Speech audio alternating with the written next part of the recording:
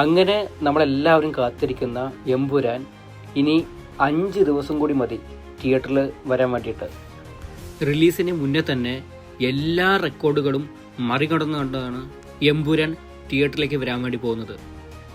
Indian cinema ചരിത്രത്തിൽ ആദ്യമായാണ് ഒരു മലയാള പടത്തിന് 6 ലക്ഷം പേര് 24 മണിക്കൂറിനകം ടിക്കറ്റ് ബുക്ക് ചെയ്യുന്നത്. അതായത് അതിനെ വലിപ്പം അറിയണമെങ്കിൽ സാക്ഷാൽ പ്രഭാസിന്റെ പടം കൽക്കി 3 ലക്ഷം ടിക്കറ്റാണ് ആ സമയത്ത് വിറ്റുപോയത്. തൊട്ടു പിന്നാലെ നമ്മുടെ സ്വന്തം SRKയുടെ പടമായ ജവാൻ അന്ന് ടിക്കറ്റ് വിറ്റഴിഞ്ഞു പോയത് 2 ലക്ഷം ടിക്കറ്റാണ്. പുഷ്പ 2 വിറ്റഴിച്ചത് 2 ലക്ഷം ടിക്കറ്റുകളാണ്. ഇതിനെല്ലാം മറികടന്നുകൊണ്ടാണ് നമ്മുടെ സ്വന്തം എമ്പുരാൻ റിലീസിനെത്താൻ വേണ്ടി പോകുന്നത്. ഇതിന് പുറമെ ബുക്ക് മൈ ഷോയിൽ 4 ലക്ഷം പേരാണ് ഇൻട്രസ്റ്റ് കാണിച്ചിരിക്കുന്നത്.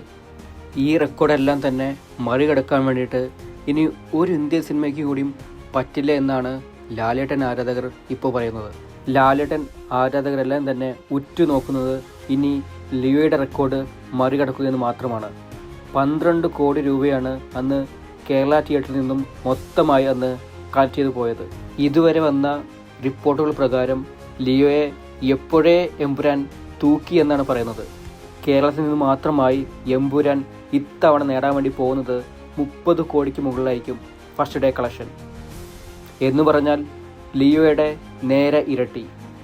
അതായത് മാർച്ച് 27-ാം തീയതിക്ക് ശേഷം ഇന്ത്യൻ സിനിമ കാണാൻ വേണ്ടി പോകുന്നത് സകല റെക്കോർഡുകളും തിരുത്തിക്കുറിച്ചുകൊണ്ട് എമ്പുരാൻ്റെ വരവായിരിക്കും.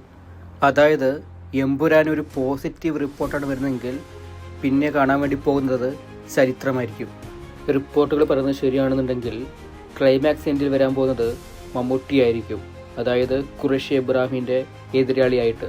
അങ്ങനെ ഒരു ടൈലൻറ്റ് ഇതിനകത്തുണ്ടെന്നുണ്ടെങ്കിൽ പിന്നെ കേരളക്കര കാണാൻ വേണ്ടി പോകുന്നത് വലിയൊരു ബോക്സ് ഓഫീസ് സാക്ഷ്യമായിരിക്കും. വിക്രം മൂവി അതിനൊരു ഉദാഹരണം കൂടിയാണ്.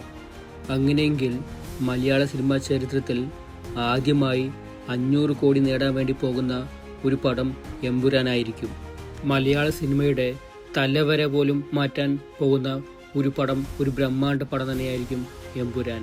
ഇനി ആ ഒരു കൊടിയേറ്റം കാണാൻ വേണ്ടി അവശേഷിക്കുന്നത് വെറും 5 ദിവസം കൂടി.